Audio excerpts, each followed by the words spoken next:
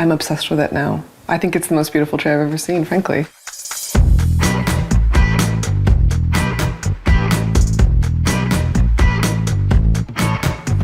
I think what's really interesting about this chair is that it is like a union or a conflict of hard and soft, you know? It's like these industrial materials, this metal, this very sort of automotive or sort of mechanical texture with chrome, and then the padded, soft, warm leather. It has this sort of proposition that the industrial can enter the domestic space. Seems really avant-garde. This idea that, you know, interior life, women's life, could also be participating in whatever industrial innovations or revolutions are happening in the outside world. That's such a beautiful gesture. She was, what, 24, 25? To be sort of operating at that level and executing ideas at that level at that age is mind-blowing to me. Charlotte Perriand is a very impressive woman. This chair feels very sort of practical, really, more than anything else. It's useful for people. This idea of designing for an audience in mind, designing to make people's lives easier, that seems to be a thing that women do a lot.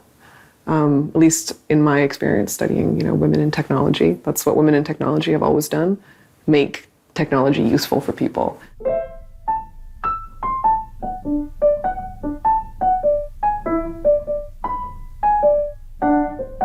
There's something interesting about the relationship between architecture, industrial design, and interior design and furniture. It's very similar to me to the distinction between hardware and software. Historically, you know, in the beginning of the computing age, men made machines and women programmed machines because of a lot of things. I mean, because of the association to craft and the fact that, you know, early computer programming was a lot of patching cables. It was very similar to being a telephone operator or a secretary or, you know, a human computer doing mathematics. And then it wasn't until the late 1960s, really, that men realized that software was important. And then they sort of entered into the space and pushed women out. It couldn't be men are programmers now. You know, that was like, it would seem like a step down in sort of in the culture. But if they renamed programming and they called it software engineering instead, then that was like respectable. And I think it's really interesting. I was reading about Charlotte and Le Corbusier and how he wanted to do interior design, but he called it something else, like l'équipement de l'habitation or something, which makes it sound so much more technical. This restructuring or this renaming of an existing discipline in order to make it sort of palatable for men to enter and then ostensibly take over. It's a funny thing that happens.